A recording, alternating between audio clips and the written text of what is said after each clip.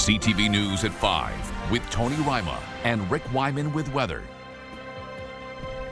Good evening. Thanks for spending some time with us on this Wednesday. Timmins police are executing a search warrant in the area of Jubilee Avenue and McLean Drive this hour. People are asked to avoid the area to allow police to conduct their work safely. CTV is following the story, and we will provide an update as more information becomes available. Pre-trial discussions between the Crown and the lawyer for Sault Ste. Marie MPP Chris Scott will continue. That from the judge presiding over the assault case. Scott's lawyer told the court this morning discussions with the Crown attorney are going well and asked for an adjournment. The judge granted the request and the case will resume December 24th. Scott was arrested September 21st on assault and assault with a weapon charges, and he was removed from the Progressive Conservative caucus. Now to the weather. Overcast and some light snow in parts of our broadcast region. For more details, let's bring in CTV's Rick Wyman. Well, that's what the weatherman called for last night, Tony, on the show. A mixture of some sun and some cloud and some, well, light rain as well. And that's what we've been getting throughout northeastern Ontario. Your first take on weather brought to you by CAA. Get your membership today. CAA.ca. You can see that system moving into the northeast. We'll check out some of the 5-day details. And we'll get a bit of a break in the action come Friday in some areas of the northeast. So again, we'll hold our breath on that one and see if it comes true according to Environment Canada. Tony? Thanks for that, Rick. A rally today at the North Bay Regional Health Centre. Unionized staff members along with union leaders were picketing after news of 40 positions being cut at the hospital. CTV's Eric Tashner reports. Waving flags and carrying signs. Union leaders and hospital staff are calling on the Ford government to address what they say is a crisis at the North Bay Regional Health Centre. They need to fund this hospital appropriately to make sure you and your loved ones get the care that you deserve. Last month, the hospital announced 40 positions are being cut as it grapples with a $5.6 million budget deficit. 13 nursing positions are impacted under the hospital's belt tightening. When you're looking at balancing books, you shouldn't be balancing books on frontline staff. Union leaders say they continue to see chronic understaffing and a high burnout rate within the hospital's walls. CUPE says data shows only 41% of emergency room patients at the hospital are admitted within the target time of 8 hours, and the average wait time is 17 hours. It's going to be dire for patients in this community when this is the only hospital we have. Along with long wait times, the union is highlighting further analysis that shows the hospital needs to add 120 staff annually to keep up with the growing patient volume. In a statement, Nipissing MPP Vic Fideli touts annual funding for the North Bay Regional Health Centre since 2020 has grown by $49.3 million, representing a nearly 20% increase. Thanks to these significant patient-focused investments, the NBRHC has confirmed that its long-term planning changes will not affect patient care or access to services in North Bay. For him to say it doesn't affect front lines is fantasy. He hasn't had to look at a patient and say, I won't be back. We're short 3 staff today. Union leaders fear funding shortfalls will lead to further investment in privatized health care. Eric Tashner, CTV News, North Bay. The leader of Ontario's official opposition was back in Sault Ste. Marie this week, the second multi-day visit in just over a month. Marit Stiles is wrapping up 3 days in the border city. Today, Stiles was flanked by former local candidate Lisa Vezo-Allen as they spoke with officials from Steelworkers Local 2251, Algoma Steel's largest union. The NDP leader stated this visit was prompted by concern over what she calls a gap in the current level of government oversight for Suites. The steelworkers outlined the concerns their members have, particularly those related to tariffs and uncertainty on possible protections for Algoma Steel staff built into loan agreements. We'll hear more from the opposition leader tonight at 6 o'clock. And it's time for a quick break. Coming up on CTV News at 5, Rick has your full weather forecast and a new life-saving tool for Orange paramedics in Timmins. The Blood on Board program officially launched today. When you see it happen, send it to CTV News. Text 10400 from your screen to ours. Text 10400. Hope you're about to have a nice evening. The weather today, not the best. People getting on my case about, well, it's snowing, it's raining, it's this, it's that. It'll get better, trust me, in a couple of days. So stick around. We'll check out the forecast radar. We've got some snow and we've got some rain. We've got sleet going on. And of course, in some sections, it's either snowing lightly or it's raining. And again, that will end in a couple of days. So let's check out our forecast. I've got the proof right now. Sudbury Nickel Belt, we've got chance of flurries tomorrow at 3. Then we've got some sunshine on Friday. Hopefully that will appease everyone, +1. Saturday, some cloud cover at 4. Chance of sleet on Sunday at 2. And some sun and cloud Monday to kickstart the week. Temperature of 1. In Sault Ste. Marie, Algoma, chance of sleet tomorrow at 60%, high of 3. 4 degrees, sunshine on Friday. Saturday, some cloud cover 6. Chance of sleet Sunday at 2 and some sun and cloud Monday at 2 degrees once again. Timmins, Cochrane, Kapuskasing, slight variation. Chance of flurries tomorrow at 1. 0 Friday with sun and cloud cover Saturday at 2. Chance of sleet Sunday 2 degrees and Monday sun and cloud high of -1. So instead of the sunny skies on Friday, you're going to get some sun and some cloud. How about a look now at Temiskaming Shores and Kirkland Lake? Chance of flurries tomorrow at 0, -1 Friday, some sun and cloud. Saturday, cloud cover 2, your daytime high. Chance of sleet Sunday at +1 and -1 Monday with actual forecast of some sun and some cloud. So again, we're trying here to get more sunshine into your life. North Bay, West Nipissing, chance of flurries tomorrow at 3. +1 Friday, chance of flurries, the odd sunny break. Not as clear as some of the other centers in northeastern Ontario. Saturday, some cloud cover at 3. 2 on Sunday with the chance of sleet, and Monday, some sun and cloud. And, well, 1 degree is going to be your expected high. Tony, so we'll have to wait until Friday to get some sunshine into our lives, but a lot of people not happy with this sleet, this shower activity and the flurries and what have you, but what you see is what you get. Back next hour with more. Thanks so much for that, Rick. Orange paramedics in Timmins now have a new life-saving tool aboard their aircraft. The Blood on Board program officially launched at the Orange hangar this morning. CTV's Lydia Chubak reports on this northeastern Ontario first. Blood on Board is a collaborative project involving Ontario's Orange Air Ambulance paramedics and the Timmins and District Hospital.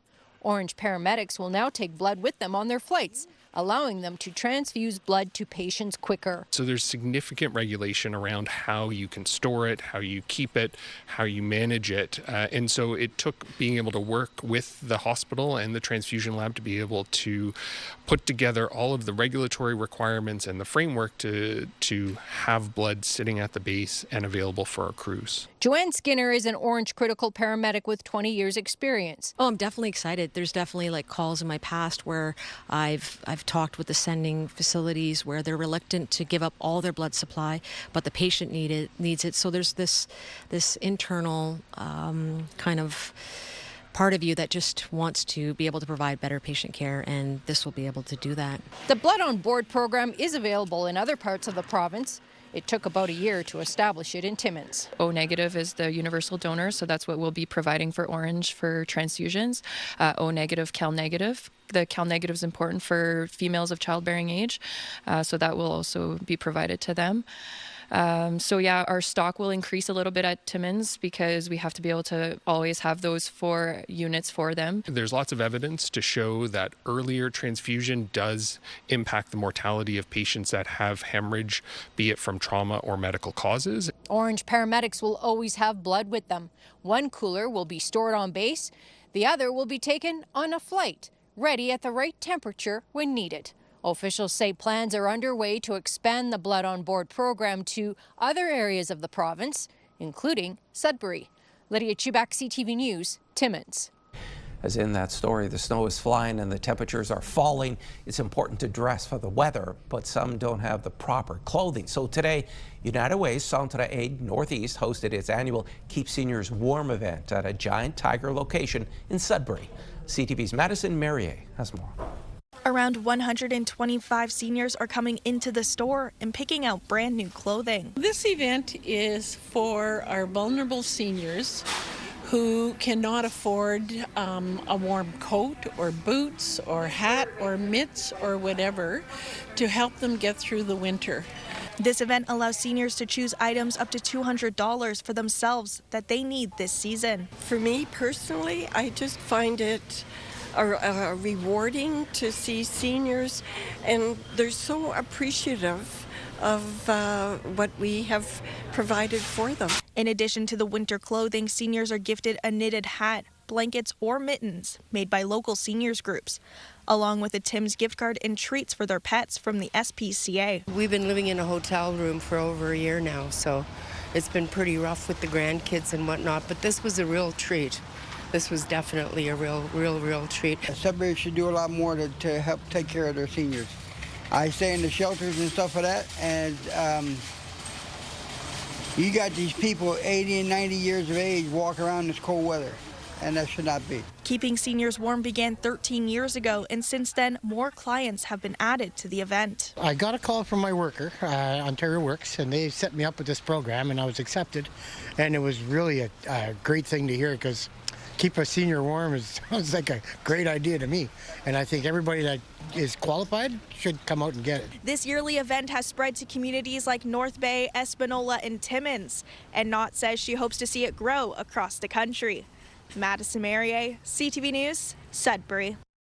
$10 a day childcare. Coming up on CTV News at 5, we have reaction to the Ontario federal government extension to the plan.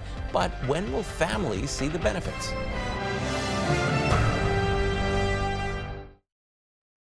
Well, cooler nights and, of course, cooler days are, well, back in northeastern Ontario. It's that time of year, and it's time to start preparing your vehicle for winter. CAA's Alex Sala has more on what you need to know. Alex, thanks for dropping by. Tough question. How do I make sure my vehicle is ready for winter driving? Because it'll happen sooner than later. For sure. There's always a few important things to check before you get to winter. You want to get your tires ready is a big one by putting on your winter tires if you've got them. You want to check the fluid levels, especially the coolant in your vehicle. Make sure your antifreeze as well is topped up. And you're going to check your battery health because summer's what kills the batteries, but you won't find out until winter when they can't start a car. Okay, Alex, the great debate continues once again here in the newsroom right across the north. Why do I need winter tires again? So winter tires have a different chemistry than summer and all-season tires. They stay a little bit softer in very cold weather. And then the type of grooves that they cut into tires are different from summer to winter. So when you have winter-only tires, they can put in some really aggressive grooves that'll get you better stopping and better performance in terms of accelerating and cornering. Okay, so what about studs? A lot of people are changing over to studs or at least getting them implemented into their winter tires. Do they make that much of a difference? Studs can make a huge difference where they're legal. You can't use studs on a lot of regions. You can't use them on a lot of ministry roads, but when they are allowed, they certainly make a big difference. Just like if you're wearing ice cleats over your boots, you're going to notice that extreme grip. Okay, so briefly now, what should everyone keep in their vehicles for winter driving? So it's always great to have an emergency kit in your vehicle. And specifically for winter, you probably want at least to have booster cables. A little extra bottle of antifreeze, because of course if you run out of windshield washer fluid on a salty road, you're in big trouble. You're not going to be driving very far. If you want to be really prepared, you can have a first aid kit, some kitty litter to get you out of a sticky situation or a slippery situation if you're stuck, and maybe even a collapsible shovel or things like that, and maybe some emergency nutrients like some power bars if you're stuck in your car for a while. Alex Sala is with CAA Automotive Services. Thanks for that, Rick. Last night we told you the Ontario and federal governments have agreed to a one-year extension for the national $10 a day childcare program. Northern politicians and daycare providers are reacting. We get more from CTV's Lindsay Alick. childcare on the occasion of their grand opening. In May, Tracy Sarakoski and Nickel Belt MPP France Gélina celebrated the grand opening of Discovery Early Learning's main site. Today, they are reacting to news that the federal childcare program will continue, but only until December 31st, 2026. We were hoping to see this $10 a day fee come to fruition, and it's not going to happen right away. So let down for the families, cheering that it's continuing, but we still have, those struggles of the families for real, affordable, high quality licensed childcare. How could it be that other provinces have succeeded? They've sat down with the federal government and they have $10 a day childcare. In Ontario, we're not even talking about this anymore. We're hoping to keep what we have. Sarakoski adds that the other missing piece is the workforce strategy. Decent work, including pensions and paid sick time. Some agencies don't even have health benefits. So we need to have good registered early childhood educators offering high quality programs, and you're not going to have that unless you have good staff who have a good sense of well-being and feel valued in their work. She's issuing a call to action to all families to step up and talk to local MPs and MPPs to say we want this to happen and it needs to happen now. They announced this as good news for parents. Good news, there's stability. 1 year from now, we'll be negotiating again. So unless your kids are 4 or 5 years old and getting into school, that isn't good news for new moms, new dads. In a statement to CTV News, Sudbury MP Vivienne Lapointe says in part, this 1 year extension, backed by an additional $695 million in federal funding, ensures parents won't face higher costs come spring. But I share the concerns raised by families and advocates who want to see progress, not pause, towards the $10 a day promise. When it comes to waitlist times to get a spot in the city, Sarakoski says the main site could accommodate 10 infants, but had 700 on the wait list the day it opened. Lindsay Alick, CTV News, Sudbury. Poet Laureate. When we return, we will talk with Alex Tetreault about his role in Greater Sudbury. You're watching First at 5.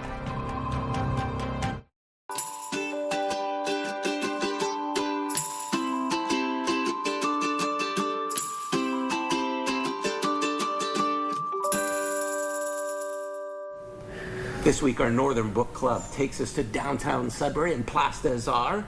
And Alex Tetreault, Sudbury's Poet Laureate, now joins us. Alex, nice to see you. Nice to see you as well. So tell us about your job, your responsibilities. What is it like being a Poet Laureate for the city of Greater Sudbury?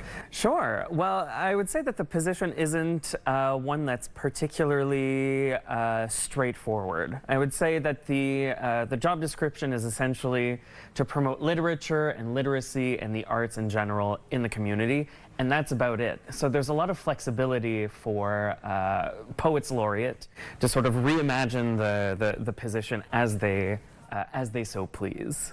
I understand you're also a Francophone theater creator. Did that help you in getting this position? And are you able to build not only from within, but also use that knowledge in the theater industry, writing, creating, and impart that to others? Yeah, absolutely. I think that I'm not the typical poet laureate in the sense that my poetry is expressed through theater. So I sort of use that route to sort of backdoor myself to this this role. But working with the theater community, it's as much as writing can be a solitary act. Working in theater, you have no choice but to work with other people. And so I've had the incredible opportunity to work with a whole bunch of really amazing theater creators, writers, actors here in Sudbury and just around the province and around the country. And so all of those experiences have fed me and what I'm doing in this role. What is the greatest challenge as a poet laureate for you, or what do you find most rewarding in your position? Ooh, that's an excellent question. I think that the biggest challenge is that the position isn't a full-time job. So a lot of us have to sort of work in the evenings and on weekends, so you sort of scrape together time to be able to put together sort of projects. But ultimately, the greatest reward is getting to meet other aspiring artists in the community, imparting some knowledge that I have, but also learning from them. So having this sort of like community-wide conversation has been really cool, and I've gotten to meet people that I wouldn't otherwise have met. Alex, it was a real pleasure. Continued success. Thanks for your time. Thank you. That was Alex Tetreault, Sudbury's Poet Laureate. And to see more of our Northern Book Club, don't forget, head to our website, CTVNewsNorthernOntario.ca.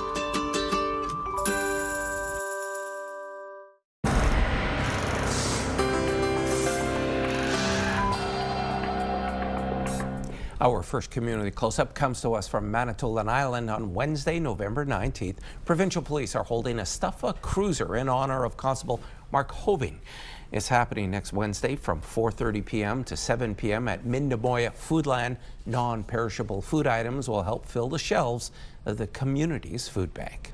And those in Greater Sudbury can get a jump on their Christmas shopping this weekend. If you are near the George Armstrong Garson Arena on Sunday, check out the St. John CWL Christmas Market. It's Sunday from 11 a.m. until 2 p.m. and admission is free. And speaking of shopping, Bruce Mines is hosting its Copper Country Christmas Market Saturday, November 15th from 10 a.m. until 3 p.m. It's going to be held at the Bruce Mines Community Center and the Chapel Building behind the Esso. And if you have any pictures, videos, or events you'd like us to showcase, you can email them to us at communitycloseup@bellmedia.ca. Finally, another Northerner has hit it big in the lotteries. Patrick Brown of the Greater Sudbury community of Garson claimed more than $78,000. He won second prize in the October 15th Lotto 649 draw. He plans to put his winnings toward his son's education and cabin renovations. And there's more news for the North coming up at 6 o'clock. For now, continue watching as we hand things over to CTV National News.